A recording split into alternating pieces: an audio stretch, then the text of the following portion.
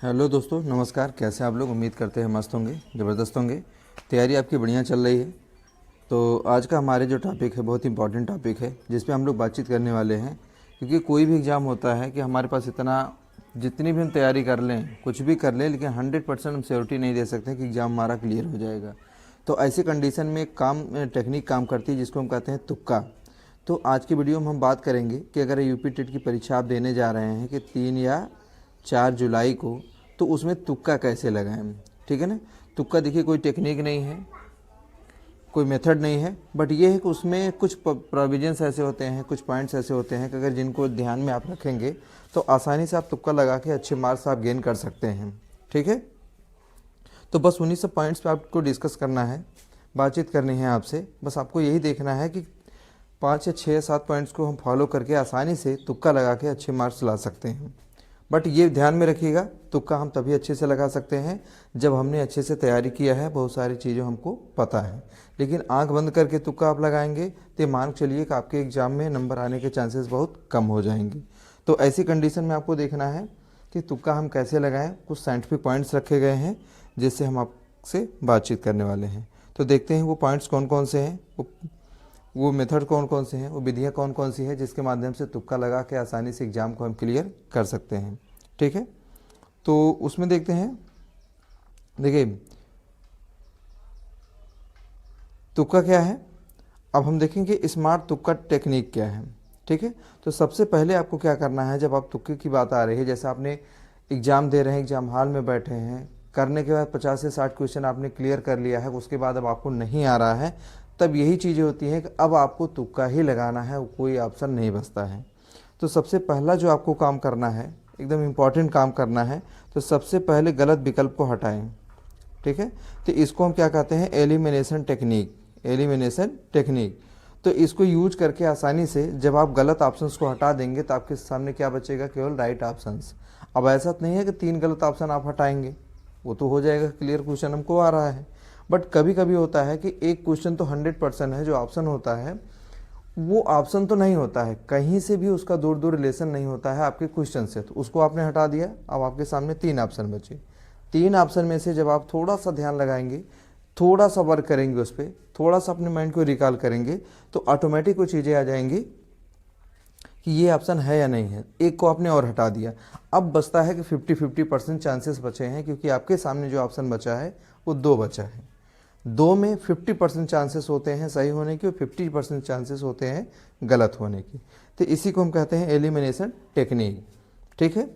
तो इसमें चांस होता है कि 50% मार्क्स मिलने के चांसेस बढ़ जाते हैं। तो पहला हो गया कि अपने गलत ऑप्शंस को हटा दीजिए। ठीक है। इसी को हम कहते हैं एलिमिनेशन मेथड।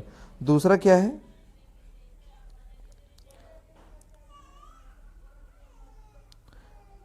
हमेशा कभी नहीं वाले विकल्पों से सावधान रहिए। ठीक है। जब ऑप्शन में आपको मिले कभी नहीं वाले कोई भी विकल्प मिलते हैं, कोई निगेटिव आपको विकल्प मिलते हैं, तो उससे हमेशा आपको क्या रहना है, सावधान रहना है, उसमें गलत होने के चांसेस ज़्यादा हैं। थोड़ा इसको हम और अच्छे से समझते हैं कुछ पॉइंट्स के साथ, देखते हैं। अब जैसे क्या है, ये जो शब्द लिखे गए हैं, लेटर लिखे गए हैं, अक्सर गलत हो जाते हैं। कौन कौन से हैं, जैसे ऑलवेज हमेशा, कभी नहीं नेवर, केवल ओनली पूर्णतः। अगर ये वर्ड यूज किए गए हैं आपके ऑप्शन में, तो उनको मान लीजिए कि उनके गलत होने के चांसेस लगभग 90% होते हैं। तो उन पे आप विशेष ध्यान दीजिए कि इसमें गलती ना करें। ठीक है। तो ये सब कुछ पॉइंट्स होते हैं, कुछ सावधानियाँ होती हैं। जब बोर्ड के जो टीचर्स होते हैं क्वेश्चन पेपर बनाते हैं, तो बहुत सारे उसके सामने चैलेंजेस होता है, तो कहीं ना कहीं टीचर्स भी गलती कर जाते हैं। वो बिल्कुल ट्रिक पॉइंट दे देते हैं जिसके माध्यम से बच्चे अगर इस रूल को फॉलो कर ले तो आसानी से उनके एग्ज़ाम में अच्छे मार्क्स आएंगे। ठीक। उसके बाद क्या है, तीसरा पॉइंट्स, सबसे संतुलित विकल्प चुनें। अब संतुलित का मतलब क्या है, बैलेंस्ड का मतलब क्या है कि कोई भी विकल्प अगर बहुत ज़्यादा हार्ड लग रहा है, कठिन लग रहा है, उसमें डायरेक्टली किसी चीज़ को फोर्स किया जा रहा है, तो उसको अपना हटा दीजिए। जो चीज़ें बहुत ज़्यादा रिलेवेंट लग रही हैं, बैलेंस्ड लग रही है, उसी विकल्प को आप चूज करेंगे तो आपके क्वेश्चन सही होने की संभावनाएं ज़्यादा बढ़ जाएंगी। ठीक। ये हो गया तीसरा पॉइंट्स। इसमें क्या है कि बार बार कहा जाता है, हमेशा कहा जाता है, सीटेट एग्जाम में अक्सर देखने को मिल जाता है कि लंबा विकल्प अक्सर सही हो सकता है। कभी कभी देखेंगे जो 4 ऑप्शन आपके सामने होते हैं उनमें कुछ ऑप्शन ऐसे होते हैं जो बहुत लंबे होते हैं, तो उनके सही होने के जो चांसेस होते हैं बहुत ज़्यादा होते हैं। ठीक है, सीटेट में अक्सर भी ऐसा देखा जाता है, लगभग 90% क्वेश्चन इससे करेक्ट हो जाते हैं। ठीक,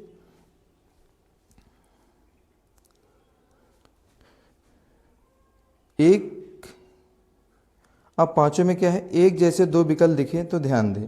कभी कभी ऑप्शन में दिखता है कि एक ही जैसे सेम ऑप्शन आपको दिख जाता है, तो ऐसे कंडीशन में क्या होता है कि जो आंसर होता है वो आपका तीसरा होता है। ठीक है, तो जो सेम विकल्प आपको दिख रहे हैं, लगभग सिमिलरिटी दिख रही है, तो उनसे आप बचें और तीसरे पे आप चांस लगाएं। ठीक है, पांचों पॉइंट।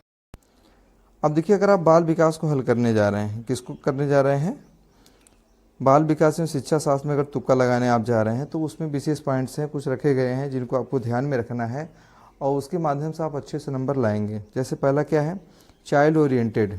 जब भी आपको आंसर नहीं आ रहा है, आपको तुक्का लगाना है, तो हमेशा आपको चाइल्ड को क्या करना है, सेंटर पॉइंट में रख लेना है कि बच्चा जो है वो बिल्कुल सही है, वो राजा की तरह है, उसको परेशान नहीं करना है। ठीक है, फिर क्या है, इंडिविजुअल डिफरेंसेस देखिए आप, जो व्यक्तिगत विभिन्नताएँ होती हैं उस पर ध्यान दीजिए। एक्टिव लर्निंग क्या है उस पर ध्यान दीजिए। और उसके बाद क्या है, कंस्ट्रक्टिविज्म क्या है, जैसे रचनावादी दृष्टिकोण होता है उस पर आप ध्यान दीजिए। लर्निंग बाय डूइंग पे ध्यान दीजिए। इन पे आप एक्शन ऑप्शन लगाएंगे, आंसर्स लगाएंगे तो आसानी से आपके नंबर्स आएंगे। ठीक,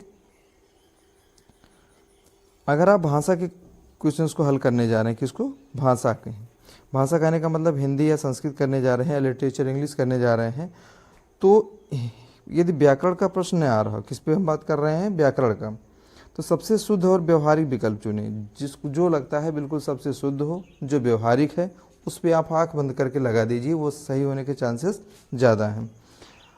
अत्यधिक जटिल विकल्पों से बचें। अगर कोई बहुत ज़्यादा क्रिटिकल दे दिया गया है ऑप्शन तो उससे आप बचिए, वो देखा गया है कि सही नहीं होता है, वो ज़्यादातर गलत होने के चांसेस ज़्यादा होते हैं। वीडियो के अंत तक बने रहिए। लास्ट में गोल्डन टेक्निक दी गई है तुक्का लगाने की, उसके माध्यम से आप अच्छे अच्छे नंबर लेके आएंगे। तो गणित में पर्यावरण अध्ययन में अगर आप तुक्का लगाने जा रहे हैं तो आपको क्या करना है, इकाई अंक यूनिट डिजिट को देखें, अनुमान अप्रॉक्सीमेशन लगाएं, विकल्पों की तुलना करें। इन पॉइंट्स को ध्यान में रखकर ही अगर आप तुक्का लगा रहे हैं तो आसानी से ऑप्शन आपके सही होंगे, आंसर आपके सही होंगे। ठीक है,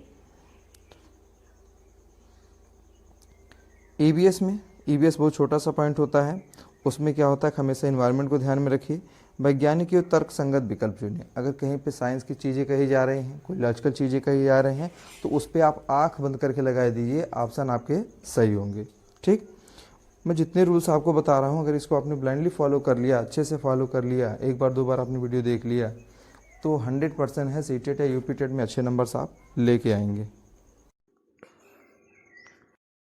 गोल्डन तुक्का फार्मूला क्या है, गोल्डन तुक्का फार्मूला क्या है, जब कुछ भी नहीं आता हो तो क्या करना चाहिए, पहले अस्पष्ट गलत विकल्प हटाएं, एलिमिनेशन टेक्निक अपनाएं, जो बिल्कुल 100% रॉन्ग लग रहा है उसको हटा दीजिए, फिर आपके सामने 3 बचेंगे, 3 में से आप 2 पे आइए, 2 पे अब चांसेस क्या है, 50-50% के चांसेस से पहला हो गया। दूसरा पॉइंट्स क्या है, चाइल्ड सेंटर्ड अप्रोच वाले विकल्प को प्राथमिकता दें, जिसमें बच्चे को बढ़ावा दिया जा रहा है, बच्चे को प्राथमिकता दी जा रही है, वो ऑप्शन आप तुरंत लगा दीजिए, उसमें संदेह नहीं है, आपके गलत होने के चांसेस बहुत कम हैं। 2 पॉइंट्स हो गया, और भी क्या इसमें है पॉइंट्स, आप देखेंगे संतुलित एवं तार्किक विकल्प चुनें। जो 4 आपके सामने ऑप्शन होते हैं उनमें आप देखेंगे कुछ पॉइंट्स ऑप्शन ऐसे होते हैं जो बिल्कुल बैलेंसड होते हैं, आपके आंसर से उसे क्वेश्चन से मैच करते हैं, या जो प्रॉब्लम आपसे पूछी जा रही है उससे मैच करते हैं। तो ऐसी कंडीशन में ज़रूरी होता है कि अगर कोई बैलेंसड है या कोई लॉजिकल है तो आसानी से उसको आप चूज कर लीजिए, उसके सही होने की संभावनाएं बहुत ज़्यादा है। ठीक है, ये देखिए कंसेप्ट बेस है, बिहेवियर बेस पे है, मल्टीपल एग्जाम में जो चीज़ें हो रही हैं उसको देखने के बाद ही वीडियो बनाई जा रही है। चौथा पॉइंट्स क्या है, हमेशा केवल कभी नहीं वाले विकल्पों से सावधान रहें। अगर ये विकल्प होते हैं तो उस पर ज़्यादा दिमाग न लगाएं, या उस पर आप उस ऑप्शन को टिक करने की कोशिश न करें। लास्ट का जो होता है कोई प्रश्न खाली न छोड़ें, ठीक है। अगर नेगेटिव मार्किंग है, आप देख रहे हैं कि मैं उससे कट ऑफ से बाहर हो रहा हूँ, मेरा नहीं हो पाएगा, तो आसानी से आप दिल खोल के तुक्का लगाइए, आसानी से क्लियर हो जाएगा आपका एग्ज़ाम, ठीक। लास्ट में देखते हैं। तो अगर अभी तक वीडियो के एंड तक आप बने हैं तो वीडियो देखने के लिए आपको बहुत बहुत धन्यवाद। हम ऐसे ही इन्फॉर्मेटिव वीडियो आपके लिए लाते रहेंगे, स्मार्ट टेक्निक लाएंगे, स्मार्ट स्ट्रेटजी लाएंगे, जिससे एग्ज़ाम आपका अच्छे से क्लियर हो जाए। तो आज की वीडियो में बस इतना ही। वीडियो आपको अच्छी लगी हो तो लाइक करिएगा, चैनल को सब्सक्राइब करिएगा और दोस्तों के साथ शेयर ज़रूर करिएगा। धन्यवाद।